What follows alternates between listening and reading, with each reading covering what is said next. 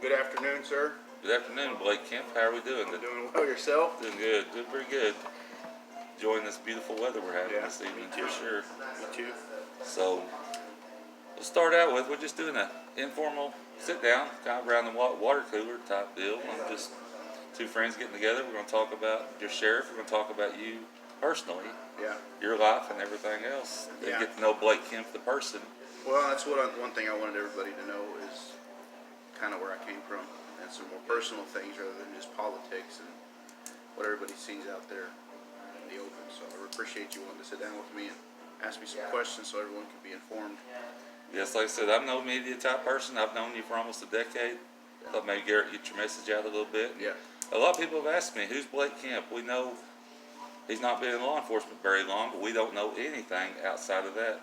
Before we get too far along, we want to thank Newman and Bailey's for letting us host this afternoon and opening this up and getting us some a stand for a cell phone here to do this recording, and Yeah, for sure. appreciate that. Appreciate your mom helping us out. Of course, your mom's all help your Yeah, mom she here. always is very supportive, sometimes over the top, but Oh, that's it is all right. what it is. It's what moms are for. It's better than over the top than not at all, for sure. Yeah. So we can start out with, I know the big story going around is coronavirus, and I thought about this today on the way up here. Mm-hmm.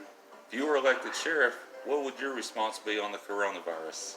Well, first thing, I think it's been blown way out of proportion by the media and by social media. I mean, I don't understand what the correlation between buying toilet paper and having a virus. I don't understand the correlation between those.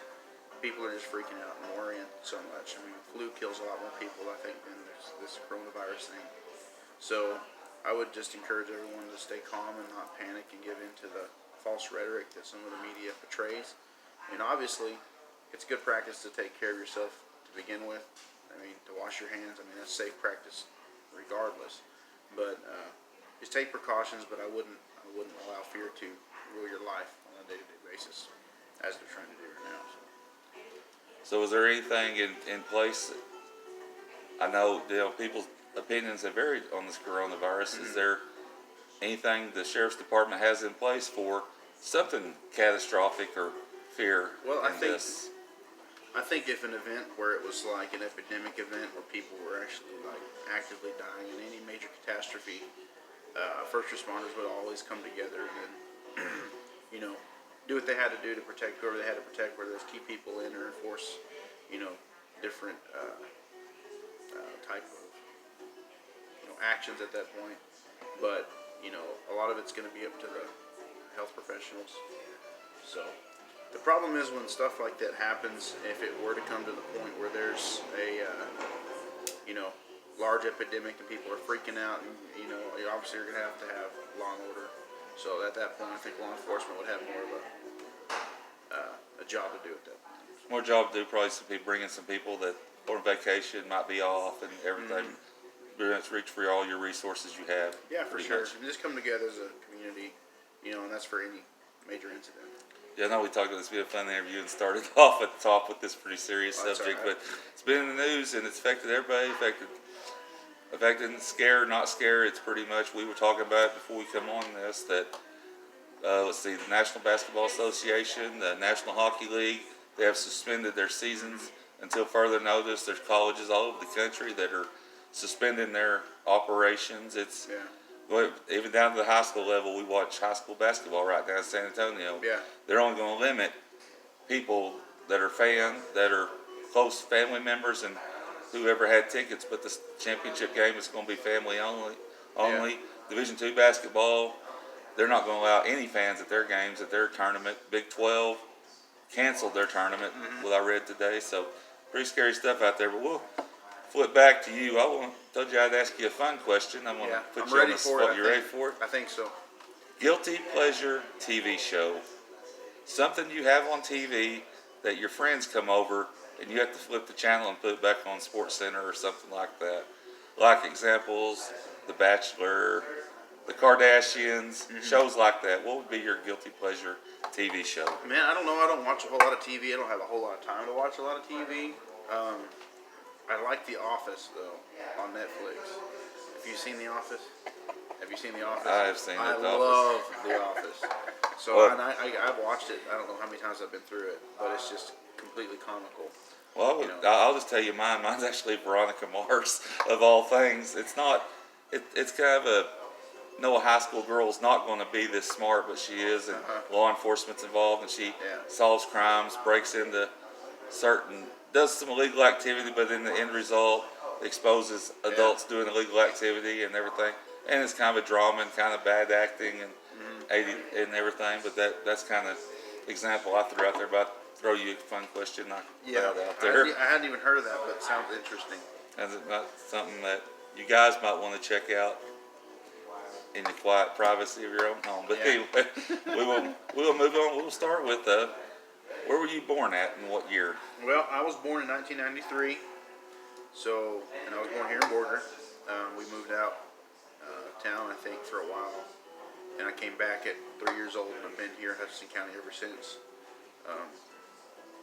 Yeah, so. Okay, well, education, schools. So,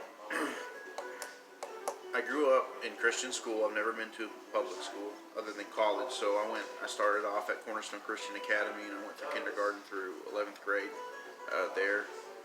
During that time, I was at church all the time. I was raised on Christian values. You know, sometimes I had it pounded into my head, which is good because I was raised on certain fundamental values that stick with me today and help me, you know, continue to walk that straight line. It's important that I think young people and kids at a certain age get those certain qualities and morals instilled into them. You know, so I'm very thankful for my raising. I got to 11th grade, and I had some stuff going on at the school. Anyway, I kind of went down a rough path for a while and dropped out of school. And then I think I met you around that time. Met me about that time, yes. Was kind of out on my own for a little bit, and I'd been kind of sheltered my whole life. I never really knew how the world really worked, so I had to start off kind of teaching myself all of these things and learning from other people. So, but the friends that I had outside of the church at that point were probably not the best influences. They were some bad people. I've since put some of those bad people in jail. But, you know, walking that path for a little while and then seeing the other side of it, you know, was kind of an eye-opener. You know, I came to a point where I could go down one way or the other way, choose right or wrong. Thankfully, I believe God pulled me out, saved me from myself, and pulled me where I needed to go. So here I am. And that does happen a lot. Somebody that has been sheltered, get out in the world, and I don't know what it is, the bad people, that's who they find first, usually a lot of times. And it does happen, but... Well, a lot of times you get told, you know, and it's not a bad thing in essence, to a certain point, but you get told that you can't, and as a teenager, you're told that you can't do something, and you've been held to that. You can't do it, you can't do it, you can't do it. So a teenager at some point is going to be like, I really want to do that because I've been told I can't do that, you know. And that was kind of, you see how the people that aren't in the, you know, your private school and, you know, doing the same things you're doing, you see what they're doing, and so you kind of, you know, you have that temptation to go try it and at least see what the world is like at that point. And that's kind of what I did. So, yeah. Makes you the person you are today. It is, yeah. Actually learn from your mistakes and learn street smart, basically. Get street smart. Yeah. Pays off in your profession. Yeah, it has helped a lot, actually. It has helped a lot. Helps a lot. They say good guy in law enforcement's usually been on the other side of the law before. Yeah, I know. Not all, but in some cases, somebody's pretty good at it. Some of the best cops I know, I mean, everyone makes bad decisions, but a lot of the good cops that I know at one point were, you know, maybe hadn't made the best decisions in their younger life way before they were a police officer, but it's helped them, like you said, the street smarts and everything else coming up to better enforce it because they're kind of seeing it. And it's all about communicating with people too, so you kind of know how a person is living, kind of the atmosphere and the people group that they hang around. You can kind of identify with that and approach it from a different angle. So that's important, I think. Okay, we'll discuss your family, parents. So tell us about your parents. My mom is Jamie Newman. She owns Newman and Bailey's. And my dad is Dale Newman, and he runs Nex Oil, oil field company here. And they run some other stuff too, AEG Petroleum and some other larger oil field companies. So my roots are kind of dug in here. I worked a little bit at, it used to be Turner Energy. Back then, I worked there when I got out of high school. for a couple years, and so that's my mom, my dad. I got a brother. He works for my dad, and then a sister. She's in nursing school. She's about to graduate soon, and she'll be a registered nurse. So good for her. They do need nurses. They Yeah. do for sure. So we'll discuss, and also I always see this blonde-headed girl that is always with you. Tell us about yes, this that's my woman. beautiful wife, Mindy. Yes, Mindy. We met about 5 years ago. Don't quote me on this. If she sees this, she might lose it. I don't know. We met on social media, so there's pros and cons of social media for sure. We met up, and 5 years later, we're married. We got 2 kids together.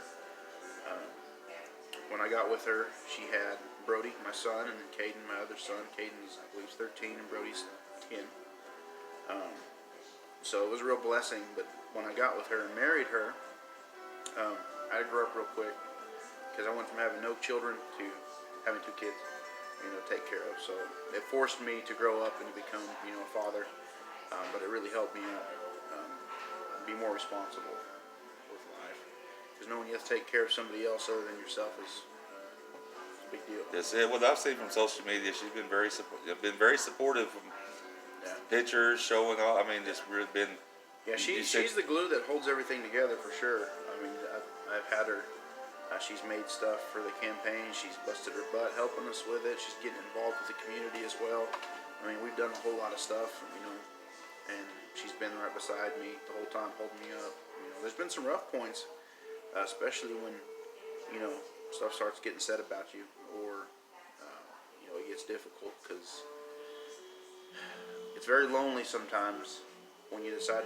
I've noticed that when you decide to run for office, you kind of find out who your friends are and who your friends aren't, and so you'll have people that you thought maybe were your friends that won't even talk to you just because you're running for an office, and that's difficult.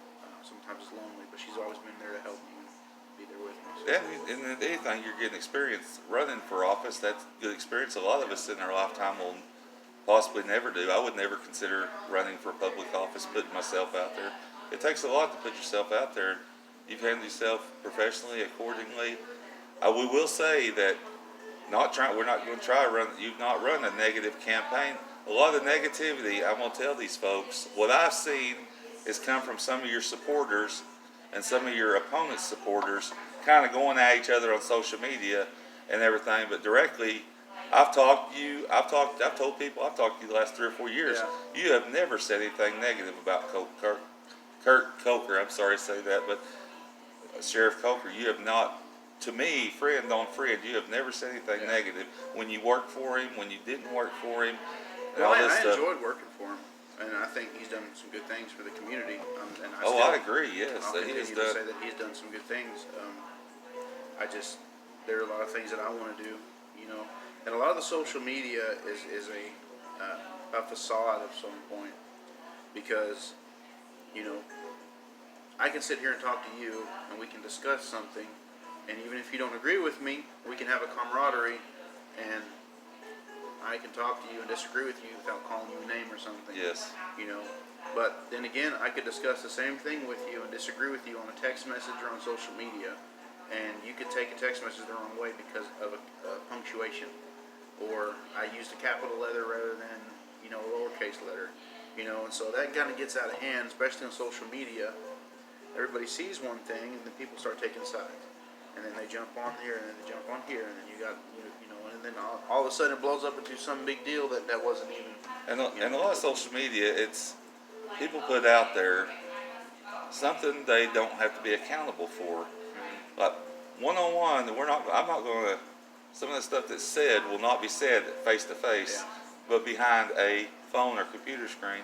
But a good thing about social media, a bonus, if you have something, I went through this back in 2012 when I lost my father. I was able to get it out there to a bunch of people instantly. It's a good source for if you want a reunion or alumni football team. Yeah. You getting to suit up and play football for the first time in your life. Very thankful for social media, Facebook specifically, because I've ran a lot of my campaign off of there. When you can reach 1,500 people in one post, so it's very important to have social media for stuff like a campaign or community events, to get messages out to people and stuff like that. So it's got its pros and cons. I try to stick to, you know, doing me. I don't try to get involved with the stuff on any other group, you know, the big groups or anything like that, because it's negativity, and it doesn't help either side. And I think everyone's kind of just tired of it. So. And actually, I talked to you about this. That you said with your campaign, I said, how did you think about to do this? How did you think about do that? You said you actually watched President Trump whenever he made his run for the White House. You got some ideas off of him. Yeah, Tell us about that. I think so.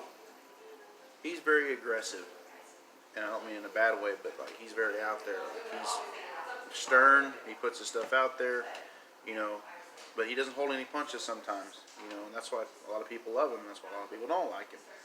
So I kind of, you know, I wanted to come up with a couple main points that I wanted to hammer home and stuff I wanted to get done. And I kind of, you know, because he wanted to build a border wall, lower taxes, you know, he did a couple certain things that he wanted to get accomplished. So I kind of modeled myself after that and just kind of moved forward with it. So, I mean, Yes. Go ahead. I'm just. a lot of the ideas I had, you know, I'll be honest, I just kind of would come up with them. They just kind of, you know, hit me, and I'd be like, okay, I'm going to do it. You know, instead of mulling it around, because a lot of times when you get an idea, if you don't take action on it and you think about it too long, you won't do it. And there's no telling what possibilities you could have opened up by just taking action and doing it. And I'm not saying if you get something crazy and stupid that's going to harm yourself or somebody else to go do it. I'm talking about, you know, why not? Yeah, meeting with the Chamber of Commerce, meeting with this women's group, meeting with the Republican women, stuff like that. You follow these groups, people you probably never met before. Yeah. You decide, I'm going to go down there, I'm going to meet with everybody, talk to people. You actually had a pretty lengthy run I seen about a month ago. Yeah. Tell us about that. Well, I really wanted to do something big that caught some people's attention, but at the same time I wanted to do it for a good cause. So it was kind of a 2-for-1 type deal.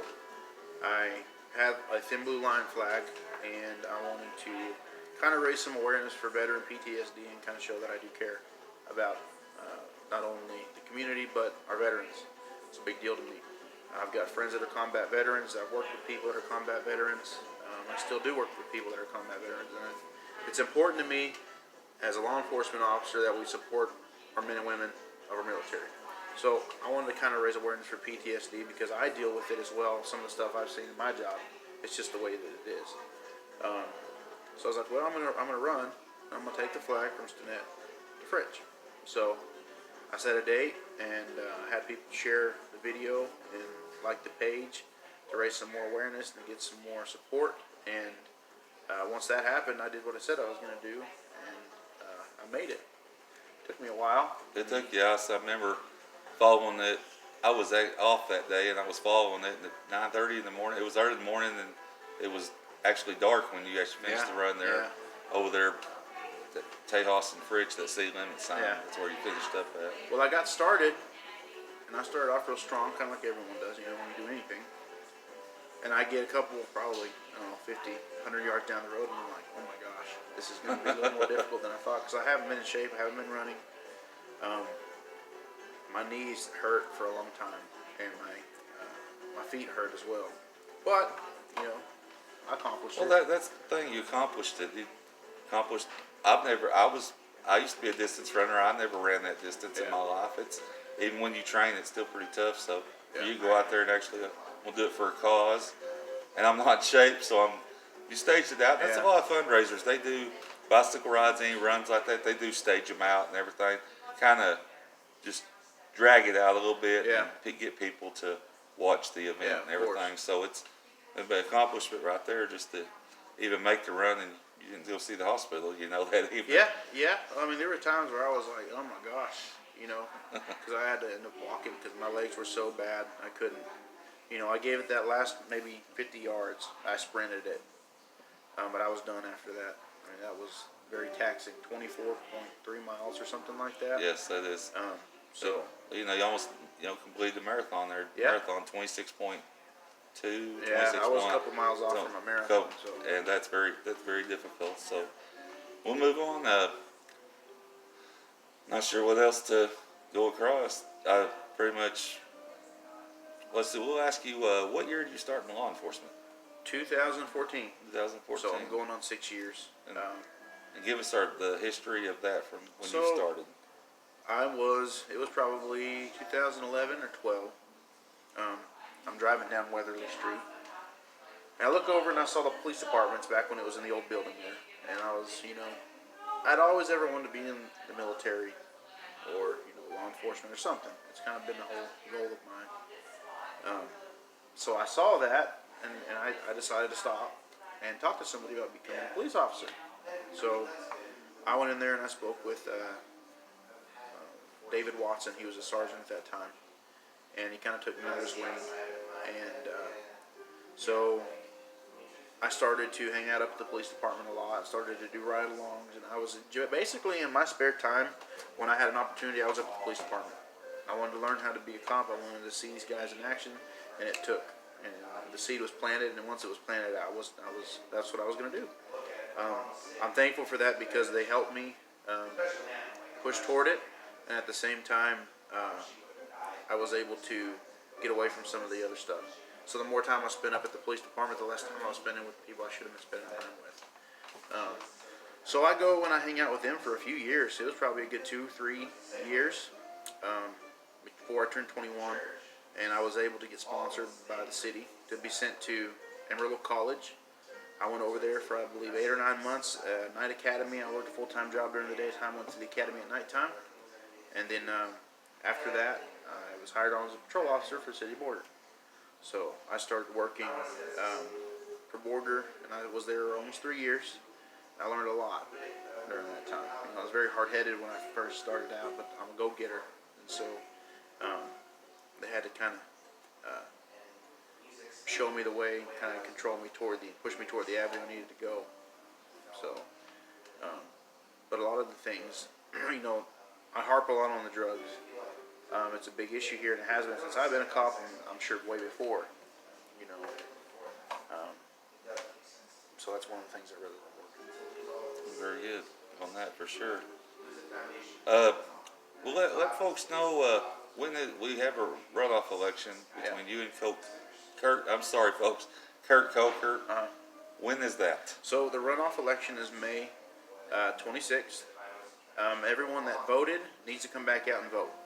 If you voted for the sheriff, then come back out and vote. If you voted for me, come back out and vote for me.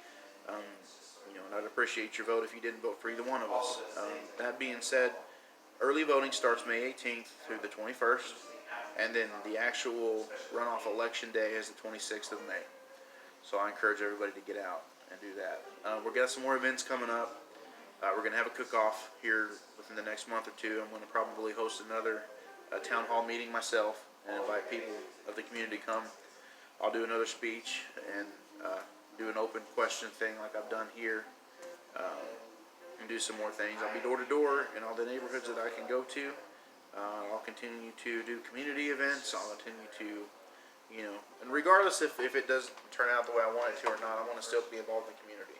I mean, we've done a lot of stuff, and just being able to get out and help people has been a big deal for me. Military care packages, bringing the community together with the leaders of the community, with law enforcement, kind of bridging that gap there is a big deal. So those are some things to look forward to. Also, that night on the election, they will have school board, and I have not got confirmation on this. They are actually trying to make Stinnett a wet city. That Okay. I'm not sure. I've been told it's on the ballot. So On that same night. Okay. So come out and vote. If you don't even vote for the sheriff's race, you got them other issues. You got each school board, Bulger, Fritch, West Texas. They're going to be people going for school board races that night also. So, and I know that makes the net wet was a big deal. So my stance on that, it's up to the voters what they want in their city. I don't know how much it would affect anything, because I think if anyone wants to drink, if they want it bad enough, they're going to go. They're going to find a way. Yes. And a lot of times people will get intoxicated, run out of alcohol, and then they'll go get some more. And that puts a hazard on the highway if they're running to get it from Border.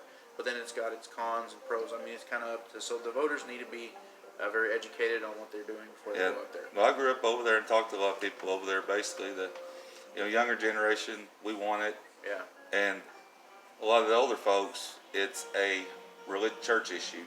They don't want beer sold in their town, but it's point blank. But Yeah. respect either side. Come Yeah. out and vote. We want to wish Kurt Coker good luck also and everything. Run a clean campaign from here on out. And people don't remember, if they took high school government class, that's part of an election is mudslinging. Yeah. They teach you that. It's depends on how nasty it can get, but that is part of a political race. Well, it happens in every political race. It happens in the That's- ones at the federal level and state level. So I mean, but- there was a lot going on. If you were, the race for the congressional 13th seat, there was Yeah. going back that doctor that has worked for Obama and worked for Trump moved to District 13 to run, and his opponents went after him for Yeah. that. He just moved Yeah. up here to that, but there's a lot of people running for that position. But it's just part of life, part of politics. Yeah. So, is there anything else you want to add to these? Man, I think folks? that's about it. I want to encourage everyone to get a hold of me because there's a lot of rumors that have been spread about me, and I don't know who specifically has spread them, but people see something and someone says something and things get twisted up. So I encourage everyone to come talk to me. Send me a message. I'm not afraid to talk to somebody. I'm not going to get mad because you heard something about me and you want to ask a question. It's not a big deal to me. I'd rather sit down and talk with you or send you a message and speak with you over messaging rather than having the connotation that I'm some kind of different person than what I really am. So it's a If big, you want to know, just ask. Just ask. I'm a very open book, and I've continued to do that since I started this campaign, saying, "Hey, any questions? Get with me. I'm willing to come to you and meet up with you. I'll buy you coffee, or we'll go out for lunch or something. But let's meet up and talk about things because it's important to me." And I still haven't told Blake who I voted for on the sheriff race. I keep that close to the vest and everything. So, just to helping a friend out, just sitting here talking. I've had talked to a lot of people. People have asked me a lot of questions about you. Thought this was a good forum to get it out, get to know Yeah, Blaik I Kemp the person. I think it'd be a good deal, and like I said, anyone that has any questions about anything, you vote for whoever you vote for. I'm going to continue to do what I'm doing. I'm going to continue to move forward. I'm going to continue to stick to my mission until it's over with. I'm not going to quit. So, I'm very energetic, very vigilant in things that I do, and I have a lot of tenacity. So, I think that good things are coming down the pipe. Well, we'll see everybody on election night. We will conclude this interview for this afternoon, and you folks have a good evening, and thank you.